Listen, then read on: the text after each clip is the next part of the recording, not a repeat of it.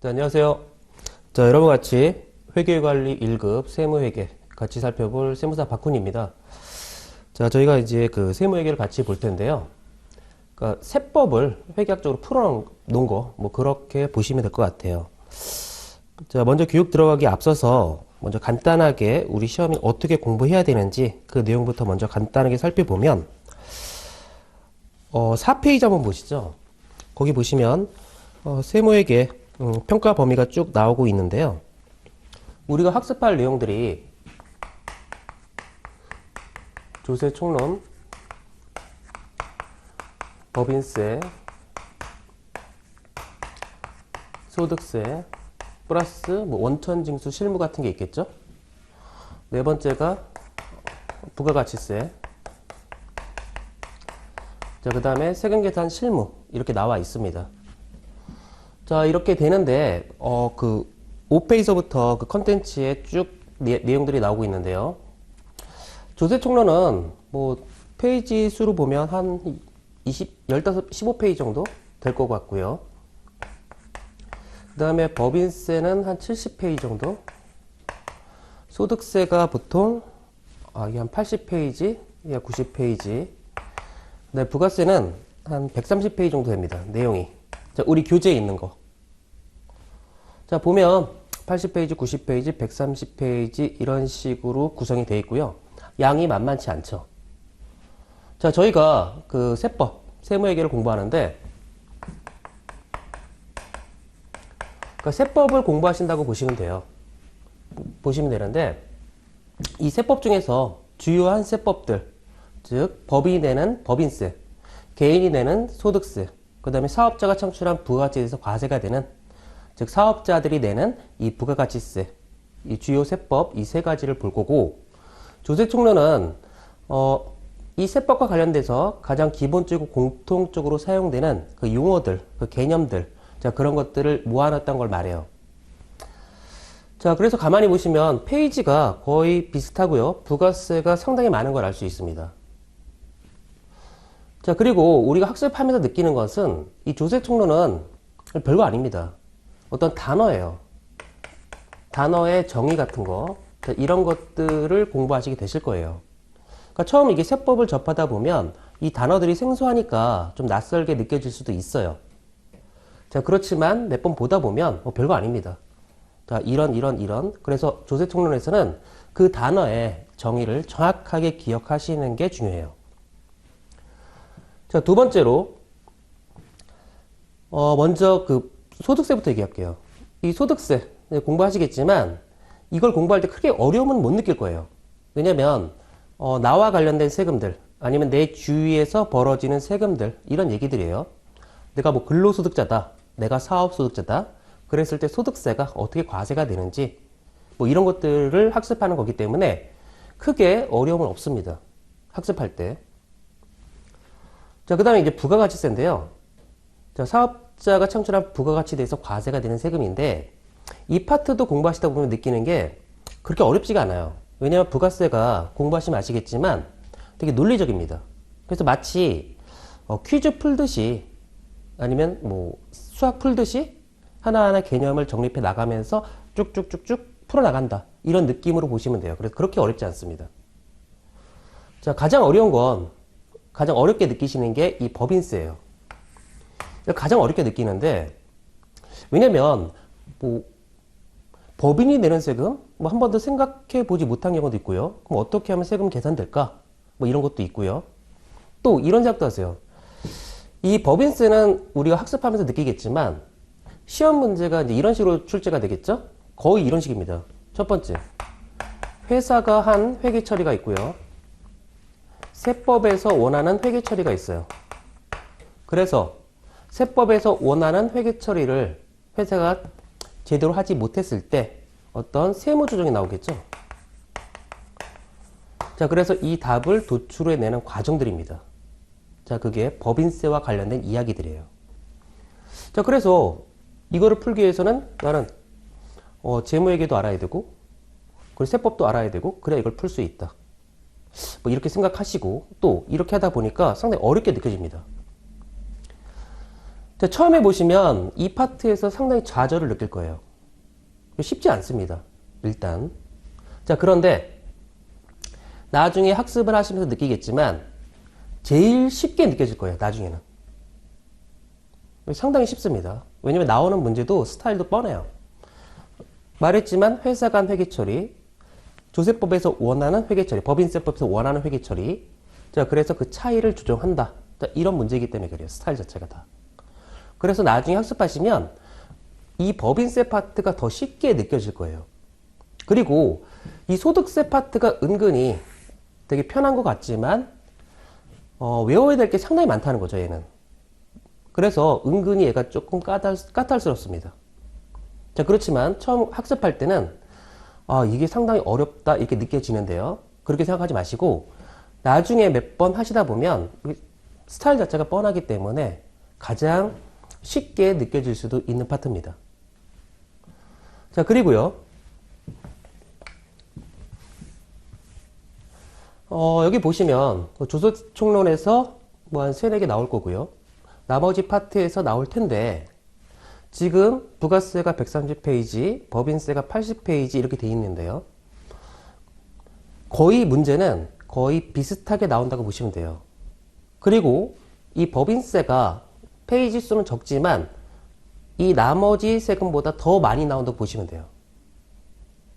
자, 그래서 여러분들이 야, 이게 어려우니까 난 얘를 포기하고 여기서 만점을 맞자. 그래도 합격하자. 안 돼요. 왜? 여기서 가장 많이 나오기 때문에 그래요. 자, 그리고 나중에 이거를 제대로 학습한다 그러면 이게 가장 쉽게 느껴질 수가 있어요. 자, 그래서 그렇게 어렵지 않다 이렇게 생각하시면 될 것 같아요. 처음만 어려울 뿐입니다. 자, 그리고 여러분들이 어떻게 공부를 하셔야 되냐면 세법이죠. 결국 세법입니다. 법이에요. 그래서 문제가 나오는 스타일은 이런 거겠죠. 뭐 맞는 것을 고르세요. 틀린 것을 고르세요. 아니면 간단하게 한번 계산해 보세요. 자, 그러면 완벽하게 외우시면 돼요. 법이니까. 법이니까 완벽하게 외우면 뭐가 틀렸다, 뭐가 맞았다 나오겠죠. 자, 그런데 문제는 뭐냐. 이 페이지를 가만히 보면 거의 400페이지에 가깝습니다. 우리 교재를 보면 이 책 한 권이. 근데 그거를 다 외운다. 불가능해요. 그리고 만약에 외운다 하더라도 여러분 나중에 느끼시겠지만 외우시면 일주일 안에 다 머릿속에서 사라집니다. 이 세법은 희한하게도 외우면 다 사라져요. 기억이 안 납니다. 절대. 자, 그래서 어떻게 해야 되냐면 학습을 법이다 보니까 어쩔 수 없어요. 일정 부분은 외우셔야 돼요. 그런데 그 외워야 될 부분들을 상당히 많이 없애셔야 돼요. 어떻게? 이해하셔야 되죠. 최대한 이해하려고 노력을 하세요. 그러시면 내가 다 이해가 됐기 때문에 굳이 외우지 않더라도 우리가 문장을 보면 저절로 그게 다 설명이 됩니다.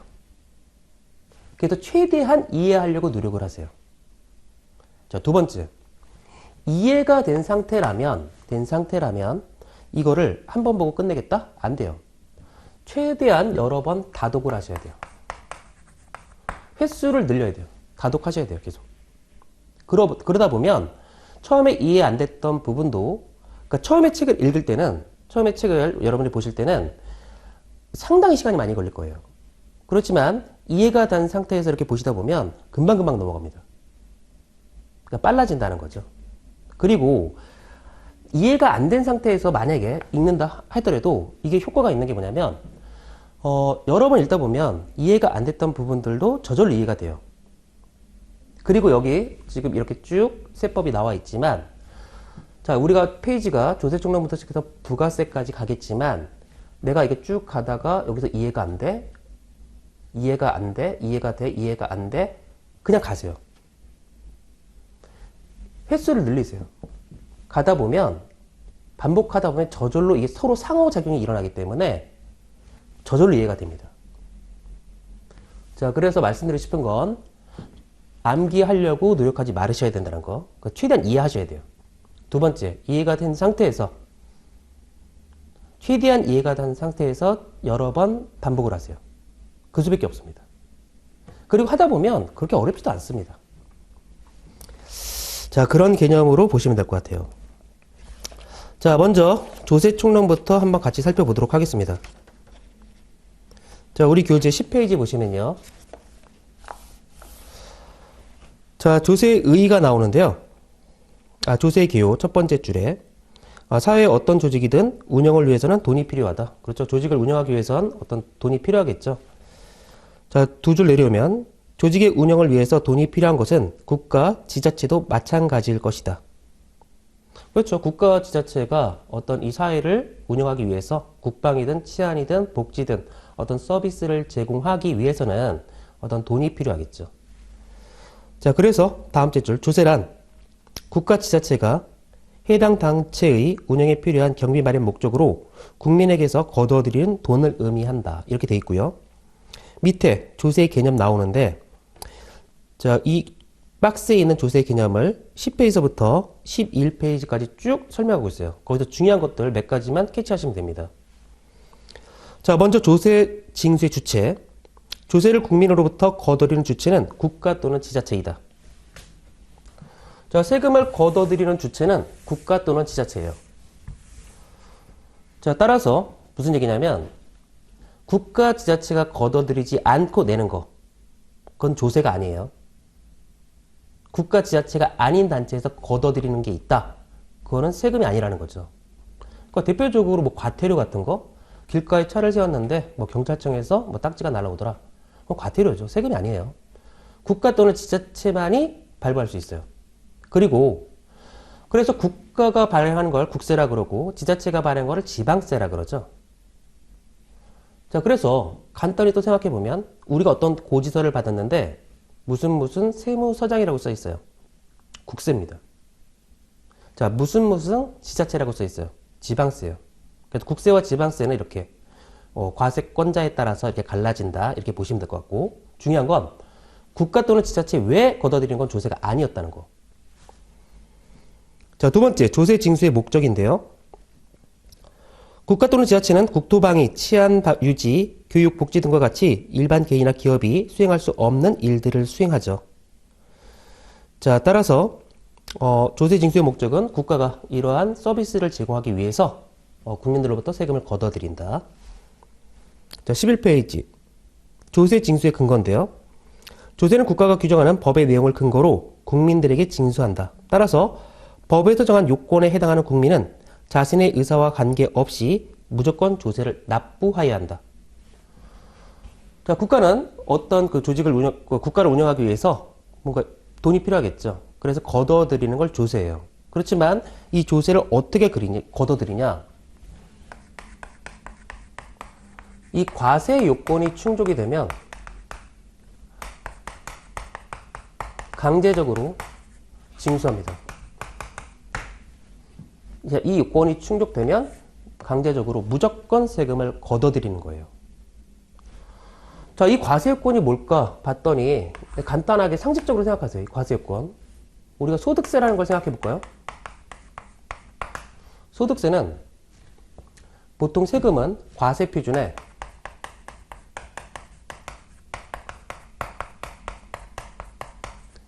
세율하면 소득세가 계산이 되겠죠. 간단하게 내가 얼마를 벌었다. 거기다가 그 얼마를 벌었다는 걸 금액으로 표시한 게 과표가 될 거고요. 거기다 몇 퍼센트 하면 소득세가 나오겠죠. 자, 여기 말하는 이 과세 요건이란 이 세금과 관련된 요건이에요. 네 가지 요건. 첫 번째, 납세 의무자. 자, 만약에 A의 소득세다. 얘의 소득세다. 납세 의무자 A. 과세 물건.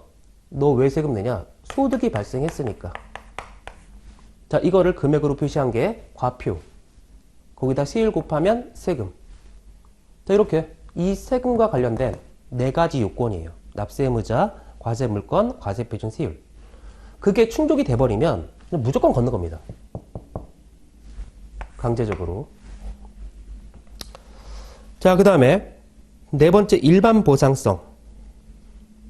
거기서 일반 보상성에서 다섯째 줄 보시면 이에 비해서 국민이 납부하는 조세는 납부한 금액에 직접적으로 대응하는 대가가 따라오지 않는다. 밑줄 치세요. 직접적으로 대응하는 대가가 따라오지 않는다. 일반 보상성이죠. 무슨 얘기냐면 제가 만약에 음식점에 가서 10,000원을 냈다. 그럼 10,000원에 대한 서비스를 받겠죠. 제가 만약에 100,000원을 냈다. 뭐 오마카세 같은 거를 먹기 위해 100,000원을 냈다. 만약에 그러면 100,000원에 대한 어떤 서비스가 오겠죠. 10,000원 내면 10,000원짜리 서비스, 100,000원 냈으면 100,000원에 대한 서비스가 다가와요. 오겠죠? 그럼 만약에 제가 세금을 1,000,000원을 냈다. 그럼 국가가 나한테 1,000,000원어치 서비스를 제공해 주냐? 국방, 치안, 복지 뭐 이런 것들, 교육. 아니면 제가 만약에 100,000원만 냈다. 100,000원을 냈다. 세금을. 그럼 저한테 100,000원어치 서비스를 제공해 주냐? 아니라는 거죠. 내가 세금을 냈다고 해서 그거에 따른 직접적인 대응 효과는 오지 않아요. 일반 보상성이었다는 거죠. 당연한 거죠. 누가 더 세금을 많이 냈다고 해서 그 사람한테 뭐 치안이나 복지, 교육 뭐 이런 서비스를 제공하는 건 아니지 않습니까? 국가가 해주는 게. 따라서 내가 냈다고 해서 그에 대한 대가가 직접적으로 오지는 않는다는 거. 간접적으로 온다는 거. 자, 그것만 기억하세요. 자, 예제가 나오는데 보시면 다음 중 조세에 관한 설명으로 가장 올바르지 않은 것은 조세는 국가 지자체가 부가 징수하는 것이다. 조세는 국가 또는 지자체의 운영에 필요한 돈을 국민에게 부가 징수하는 것이다. 조세는 국가가 규정하는 법의 내용에 따라서 국민에게 부가 징수하는 것이다. 네 번째, 국민이 납부하는 조세에 대해서 국가 또는 지자체가 직접 대응하는 대가를 지급해준다. 아니죠. 일반 보상성이죠. 일반 보상성. 자, 그래서 10페이지, 11페이지는 자, 이렇게 과세권이 충족되면 강제적으로 징수한다는 조세 징수의 근거. 자, 그 다음에 일반 보상성이었다는 거. 자, 요 두 가지는 정확하게 기억하세요. 자, 12페이지 보시면 조세의 분류가 나오는데 어떤 근거에 따라 세금을 이렇게 분류할 수 있다. 뭐 그런 것들을 나타내는 거겠죠. 자, 보시면 첫 번째, 조세를 부과하는 주체에 따른 분류.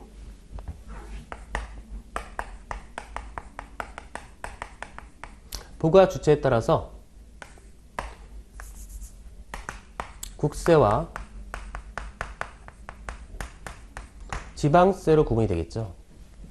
자, 그래서 우리가 고지서를 받았을 때 세무서장 써 있으면 국세. 자, 그렇지 않은 거 지자체가 써 있다? 그럼 지방세.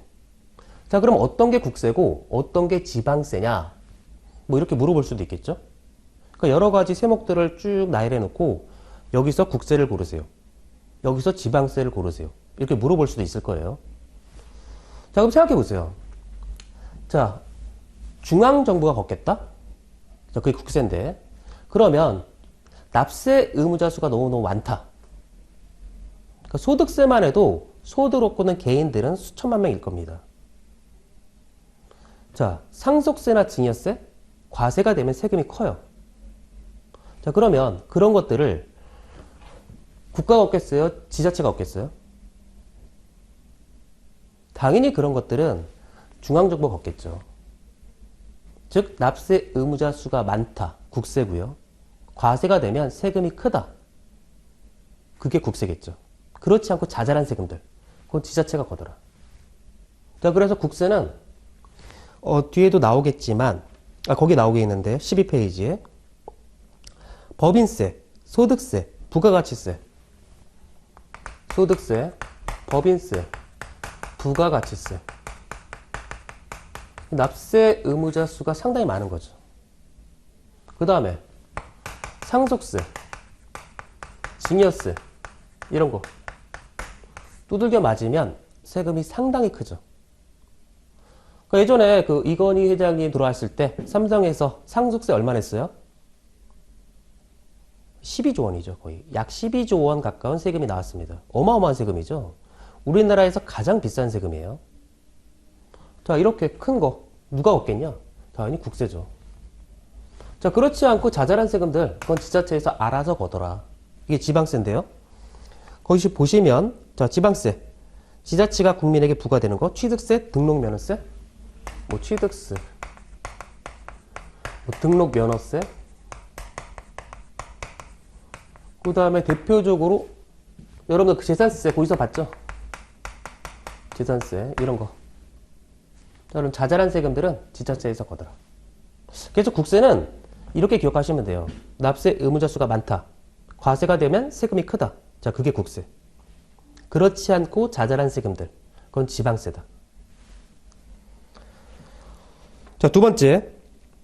조세 사용 용도가 특정하게 지정되는지 여부.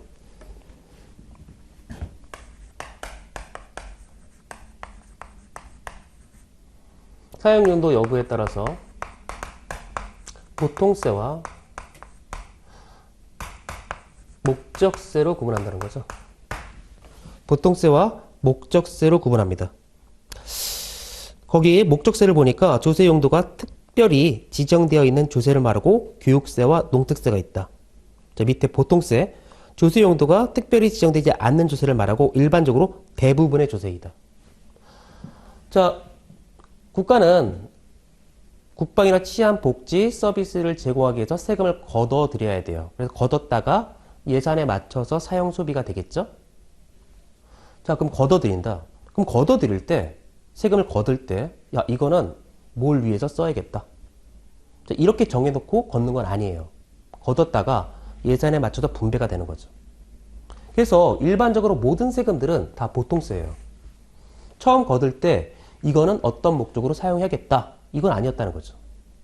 그래서 거의 모든 세금들은, 대부분의 거의 모든 세금들은 보통세라는 걸 알 수 있어요. 자, 그렇지만 어떤 세금은 처음부터 이 목적을 위해서 사용 소비할 거야. 그래서 세금을 걷어들여요. 자, 그게 목적세인데 교육세와 대표적으로 농어촌 특별세. 뭐 교육이나 뭐 농어촌 개발을 위해서 사용 소비하겠다. 막 이런 거죠.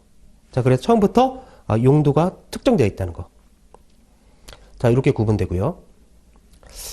자, 그 다음에 13페이지 보시니까 조세를 부담하는 자와 납부하는 자가 동일한지 여부에 따른 분류.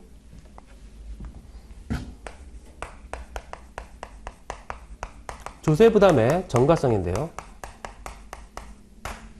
간단히 보면 우리가 세금을 내는 사람을 납세 의무자라 그러고요.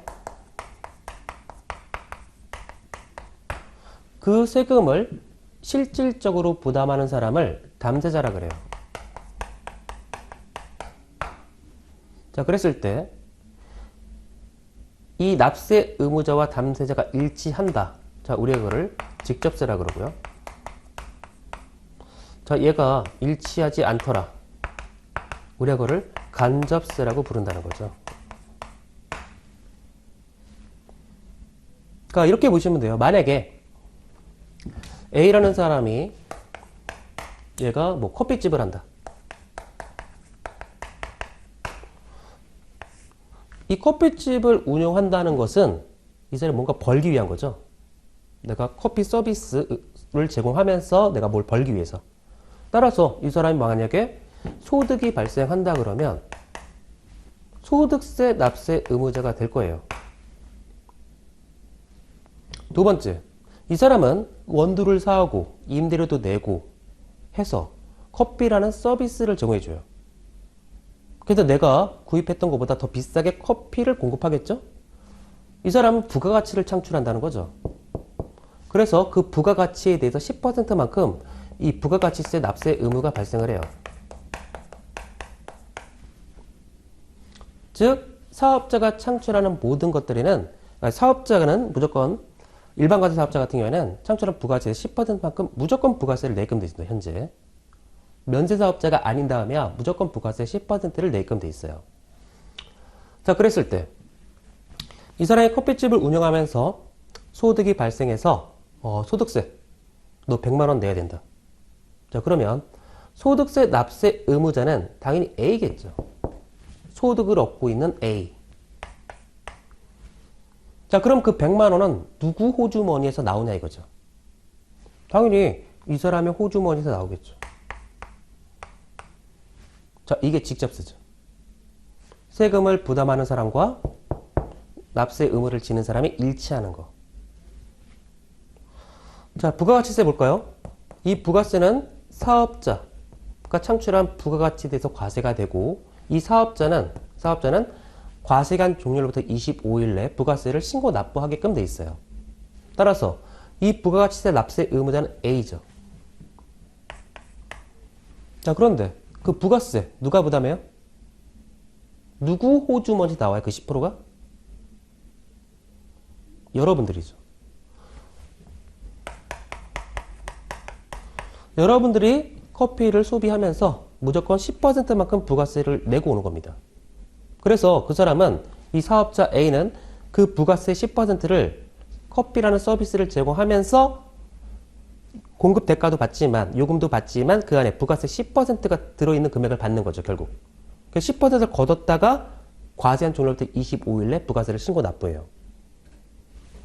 A가 갖다 내지만 그 10%는 소비하는 사람이 부담했던 거죠. 그래서 이게 일치하지 않습니다. 자, 이게 뭐냐? 간접세라는 거죠.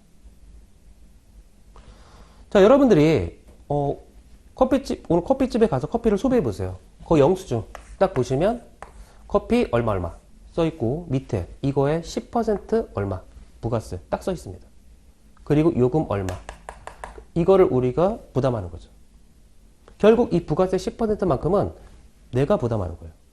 근데 누가 신고 납부해 주냐? 이 사업자가. 그래서 일치하지 않아요. 자, 이런 것들이 간접세죠. 자, 그래서 보시면 13페이지에 직접세. 직접세란 조세를 부담하는 자와 조세를 납부하는 자가 동일한 조세를 말한다. 자, 두 번째 줄. 조세를 부담하는 자의 소득 및 재산에 비례하여 부과된다. 자, 밑에 간접세. 조세를 부담하는 자와 조세를 납부하는 자가 동일하지 아니한 조세를 말하고, 이에는 부가가치세, 주세, 개별 소비세 등이 포함된다. 자, 가만히 보면 이 직접세는 소득이나 이 재산과 관련된 것들이 다 직접세 구조를 취하는 걸 알 수 있어요. 자, 이에 비해서 이 간접세는요, 소비와 관련된 세금들이 다 간접세 구조를 취하는 걸 알 수 있어요.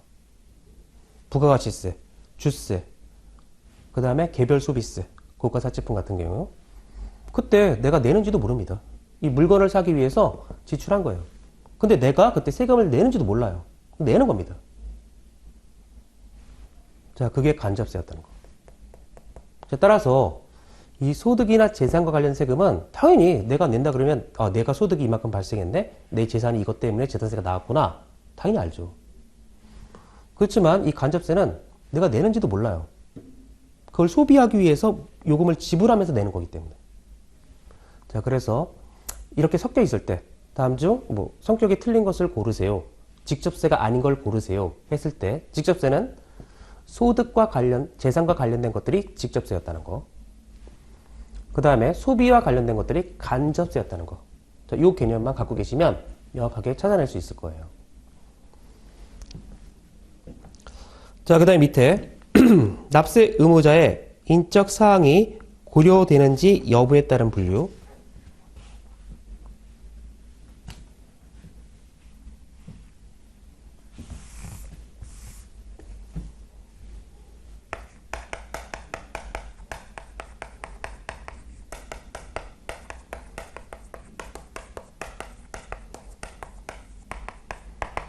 납세 의무자의 인적 사항이 고려되는지 여부에 따라서 인세와 물세로 나눠진다는 거죠. 자, 거기 보시면 13페이지 밑에 인세. 인세란 담세 능력과 같이 납세 의무자의 인적 사항을 고려하는 조세를 말하고, 법인세, 소득세, 상속증여세 등이 이에 해당한다. 자, 다음 페이지 물세. 물세란 납세 의무자의 인적 사항을 고려하지 않고 수익 혹은 재산 그 자체에 대해서 부과하는 것을 말하고, 부가세, 재산세, 자동차세 등이 이에 해당한다. 자, 납세 의무자의 인적 사항을 고려하는 게 인세예요. 그 대표적으로 소득세 같은 경우,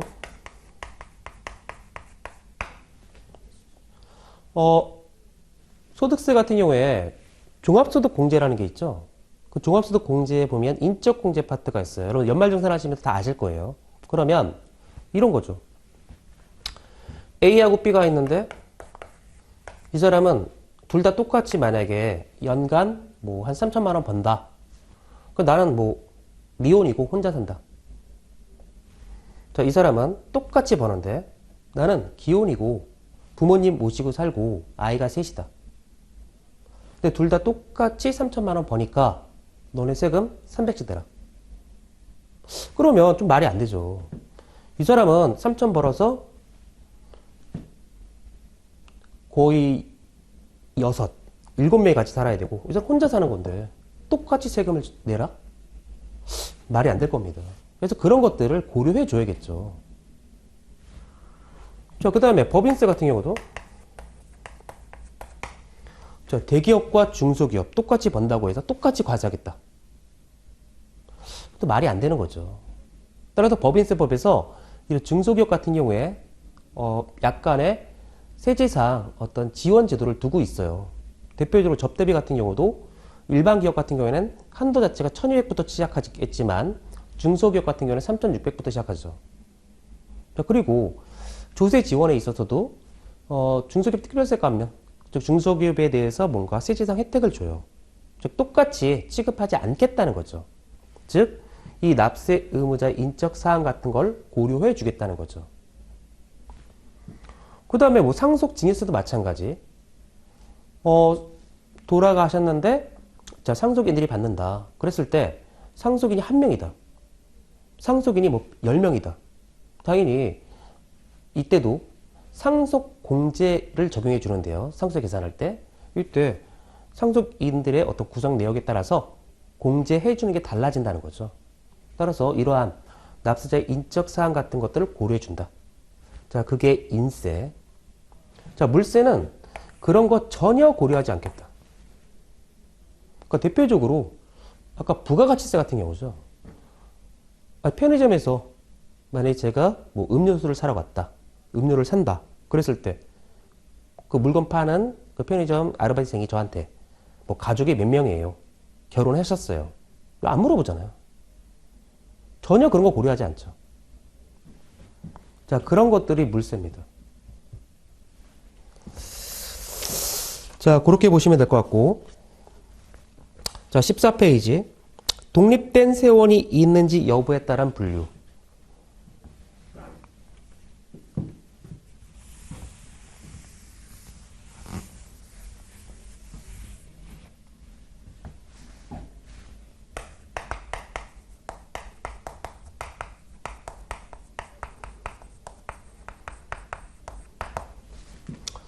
독립세와 부가세로 나누죠.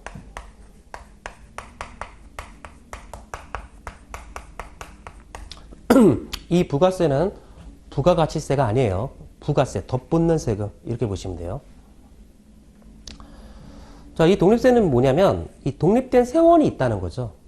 대표적으로 뭐 소득세 같은 경우 세원이 뭘까? 소득세. 왜 걷냐? 소득이 발생했으니까. 이 독립된 세원이 있는 거죠. 개인이 얻은 소득. 법인세 같은 경우에는 법인이 얻은 소득. 이렇게 독립된 세원이 있죠. 소득이란. 따라서 여기에 대해서 과세가 된다. 그걸 우리가 독립세라 그러고요. 이 부가세는 이 독립된 세원이 없는 겁니다. 대표적으로 우리가 소득세가 과세가 되면 뭐가 따라붙어요?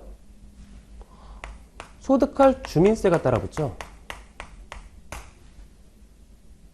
얘는 뭘까 봤더니 얘가 나오면 이 소득세라는 게 나오면 여기에 10%입니다. 얘는 그냥 독립된 세원이 없어요. 그냥 원래 이 독립세가 있으면 그냥 이거의 10%예요. 그냥 따라 붙는 거예요, 그냥. 자, 그래서 이렇게 독립된 세원이 있냐, 없냐 이렇게 갖고 독립세와 부가세로 구분한다는 거.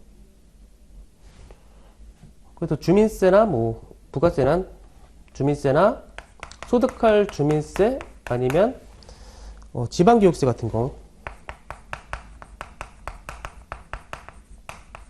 자, 이렇게 보시면 돼요. 얘는 원래 세금 있어야 나오는 거예요. 얘가 없으면 이 부가세는 있을 수가 없어요. 왜? 이거의 몇 프로니까. 자, 방금 봤던 12페이지서부터 14페이지 나와 있는 세금을 어떻게 분류하는지. 자, 요거. 자주 출제가 되니까 정확하게 기억하셔야 돼요. 자, 문제를 한번 보시면 14페이지. 다음 중 조세 분류의 기준과 이에 따른 분류의 연결이 올바르지 않은 것은 조세 징수 주체에 따른 분류, 국세와 지방세, 조세 사용용도 지정 여부에 따른 분류, 목적세와 보통세, 납세 의무자의 인적 사항이 고려되었는지에 따른 분류, 인세와 물세, 납세 의무의 확정 방식에 따른 분류, 직접세와 간접세. 직접세와 간접세는 조세 부담의 전가성이었죠. 자, 답은 4번이고, 확정 방식에 따른 분류는 이제 15페이지에 나와 있죠. 정확하게. 자, 15페이지 보시면 납세 의무의 확정 방법이라고 나와 있는데,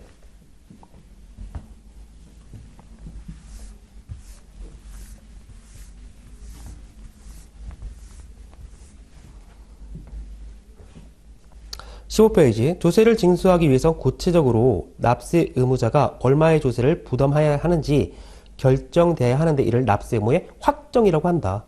이런 납세 의무 확정 방법은 크게 신고 확정과 부가과세 제도로 나눠진다.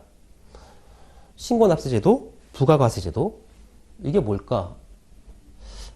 그러니까 이렇게 보시면 돼요. 아까 우리가 처음에 세금은 과세 요건이 충족되면 강제적으로 부가 징수한다 그랬어요. 법에서 정한 과세 요건이 충족이 되면 세금을 걷는다 그랬어요. 자, 과세 요건이 충족됐다? 그러면 납세 의무가 성립합니다.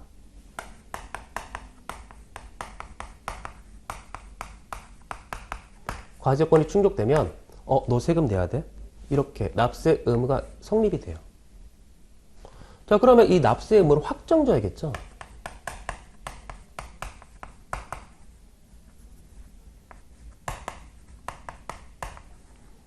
그러니까 이렇게 보시면 돼요. 아까 커피집을 하는 A가 있다?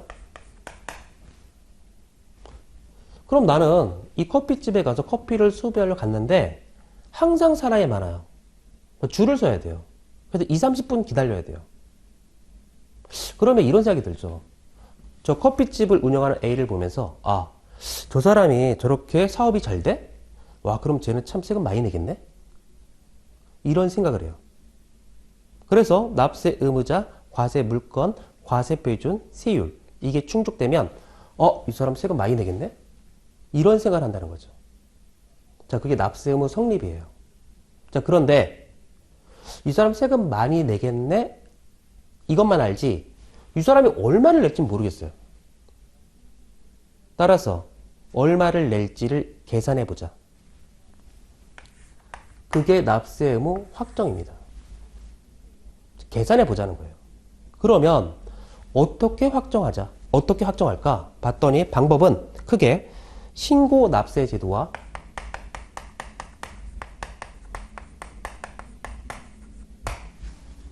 부가과세 제도로 갈라져요.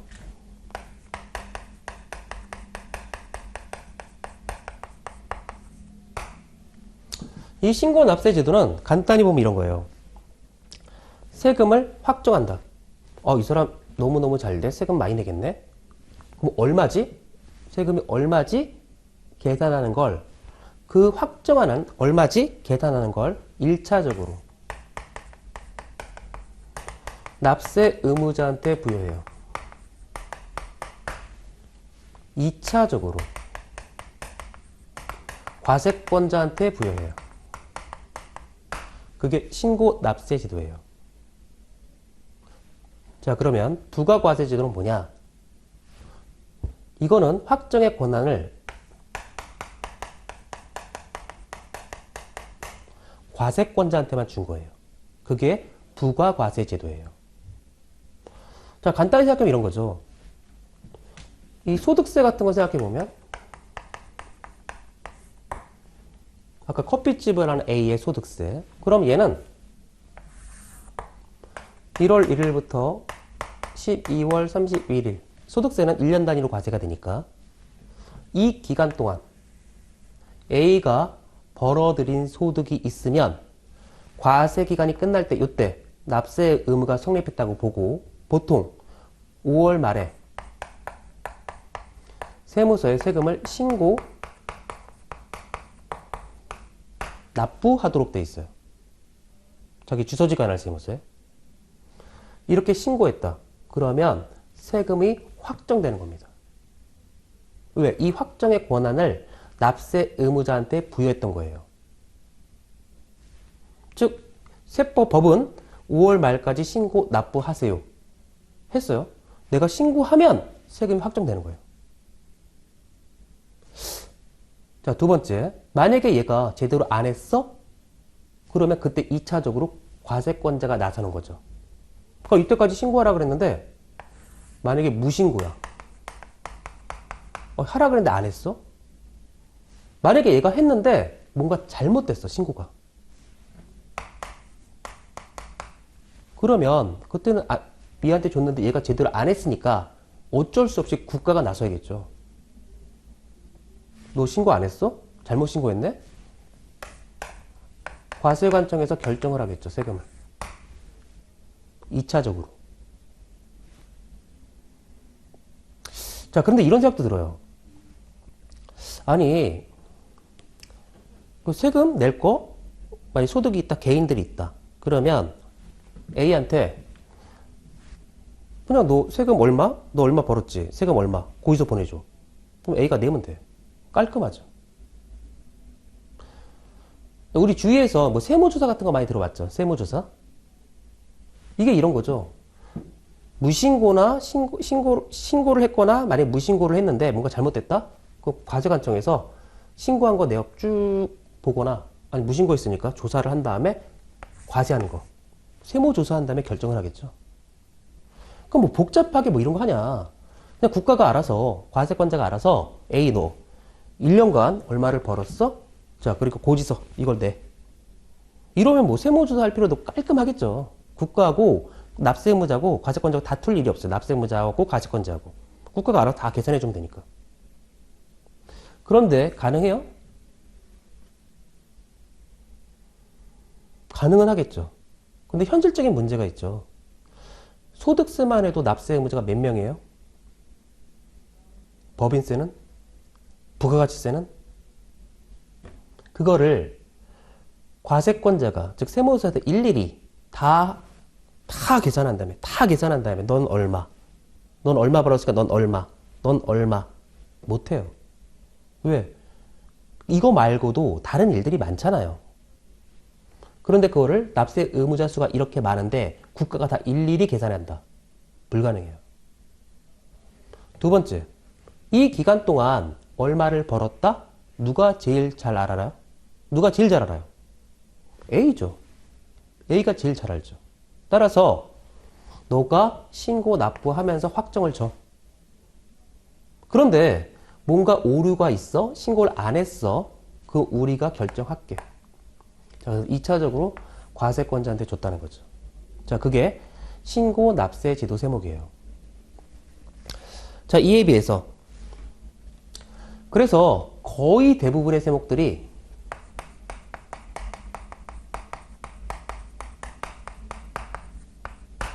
신고 납세 제도를 채택해요. 자, 이에서 비해서 이 부가가세 제도라는 게 있는데, 자, 얘는 뭐냐면 거기 교재 보세요. 15페이지. 먼저 신고 납세 제도 볼게요. 신고 납세 제도란 조세를 납부하는 자의 자진 신고에서 과표세액이 확정되는 제도를 말한다.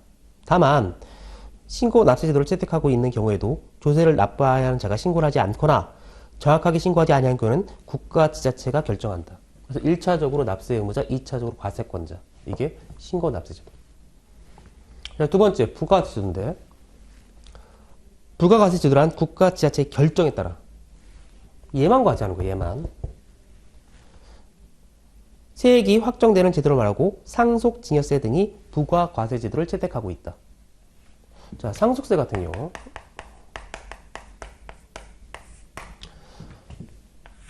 자, 이때 사망이라는 사건이 발생했다. 그러면 이 피상속인, 돌아가신 분, 이 갖고 있던 이 유산은 여기 상속인들. 이 상속인한테 포괄적으로 넘어갑니다.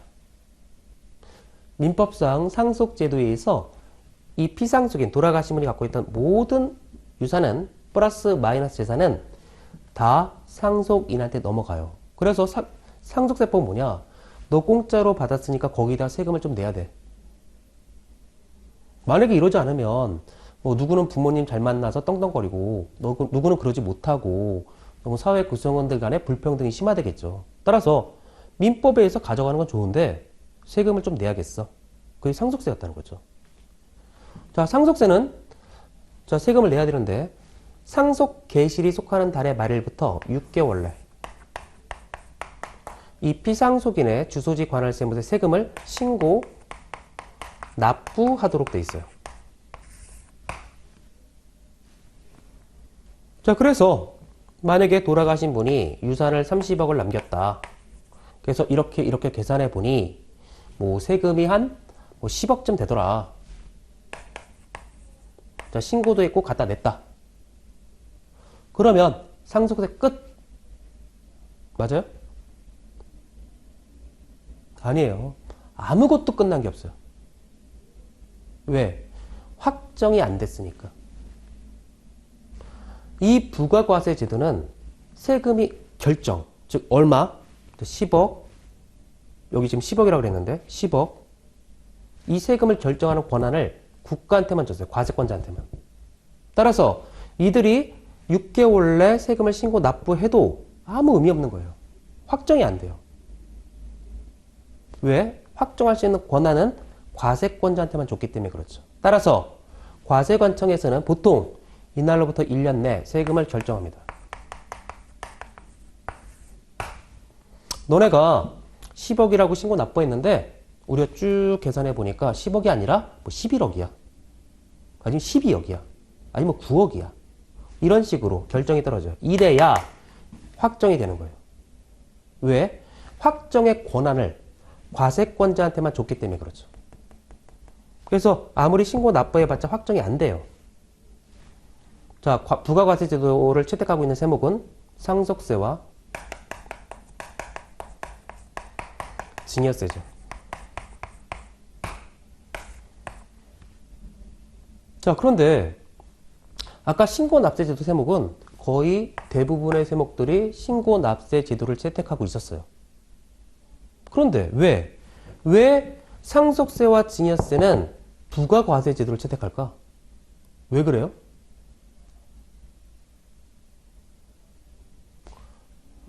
똑같은 논리예요. 보세요. 여러분들이 상속세 나중에 이제 공부해 보시면 알겠지만, 자, 상속공제가 최하 10억입니다. 즉 10억을 넘게 유산을 받아야 상속세라는 게 과세가 돼요. 그럼 전체 국민들 쭉 있을 때 5천만이 있다고 칠 때 부모님한테 부모님 재산이 10억이 넘는 사람 몇 명이나 됐어요? 5천만 중에? 물론 수도권을 생각해 보면 많이 있겠죠. 아파트 한 채만 해도 뭐 10억이 넘어간 아파트 상당히 많으니까. 근데 전체 국민 5천만을 상대로 했을 때는 몇 명이나 되겠어요? 그 수가 그렇게 많지 않아요. 증여세? 부모님이 살아계실 때 아이한테 예금도 주고 주식도 주고 아파트도 주고 부모님 뭐가 있어야 주는 거잖아요. 근데 그런 부모님이 몇 분이나 계시겠어요? 그렇게 많지 않다는 거죠. 두 번째, 우리나라에서 가장 비싼 세금이 상속증여세예요. 왜? 10에서 50% 누진세로 과세하기 때문에 그래요. 따라서 이 상속증여세는 납세 의무자가 많지 않아요. 따라서 과세권자가 직접 다 계산해 줄 수 있어요. 몇 명 안 되니까. 두 번째, 과세가 되면 세금이 커요. 왜? 50%까지 과세할 수 있으니까. 따라서 그거는 우리가 충분히 할 수 있으니까 우리가 할게. 그래서 이 두 가지 세목이 부가과세 제도를 채택했다는 거예요, 지금. 자, 그래서 반드시 기억하세요, 또. 자, 밑에 읽을 거리가 있는데, 뭐, 그건 별거 아니니까 뭐 가볍게 읽어보시면 될 것 같아요. 자, 이번 시간은 여기까지 살펴보고 잠시 쉬었다가 또 나머지 내용들 같이 살펴보도록 하겠습니다. 자, 수고하셨습니다.